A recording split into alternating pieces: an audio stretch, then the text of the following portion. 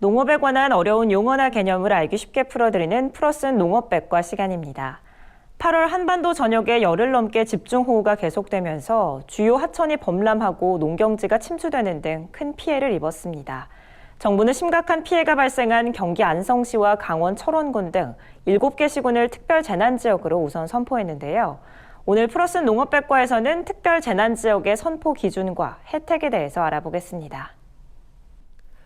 역대급 장마가 한반도를 강타하면서 이로 인한 시설 피해만 2만 3천여 건에 달하고 이재민은 7,600명을 넘어선 것으로 조사됐습니다. 밤낮 없이 응급복구 작업을 벌이고 있지만 집중호우가 계속돼 복구율은 60%에 머물고 있는 실정인데요. 이에 정부는 피해 지역을 특별재난지역으로 선포해 주민들의 어려움을 빠르게 해소할 수 있도록 돕고 있습니다. 특별재난지역이란 대형 사고나 자연재해 등으로 큰 피해를 입은 지역의 긴급 복구를 위해 대통령이 선포하는 지역을 뜻합니다.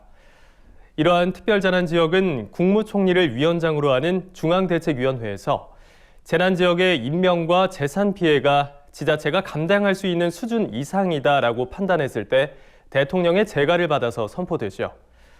특별재난지역은 재난 및 안전관리기본법에 따라 피해 조사를 한 후 시군구는 국고지원 기준 피해액의 2.5배를 넘을 경우 선포되고 읍면 등의 경우엔 4억 5천만 원에서 10억 5천만 원 초과 시 선포됩니다. 우리나라에서 특별재난지역이 최초로 선포된 곳은 인명피해가 컸던 지난 1995년 서울 삼풍백화점 사고 때입니다. 이후 대구 지하철 참사, 태안 기름 유출 사고, 세월호 참사와 강원도 대형 산불 때 선포된 데 이어서 올해는 코로나19 사태와 관련된 대구 및 경북의 일부 지역이 특별재난지역으로 선포됐죠. 특별재난지역으로 선포되면 전국에서 재난수습을 위한 지원과 함께 피해 주민 구제를 위한 다양한 지원 사업이 펼쳐지는데요. 지원은 크게 3가지로 이뤄집니다. 이재민들의 심신안정을 도모하는 생활안전지원, 피해 주민들의 재기를 돕는 간접지원, 그리고 시설을 복구하는 피해 수습 지원이 있습니다. 상세한 혜택을 살펴보면 우선 생활안전지원은 부상자나 사망자에 대한 구호나 생계비, 위로금 등 생계 안정을 목적으로 합니다. 또 간접지원은 생산업에 종사하는 이재민들을 위해 은행 대출을 쉽게 해주거나 이자 감면 혹은 대출 상환기한 연기 등을 지원합니다.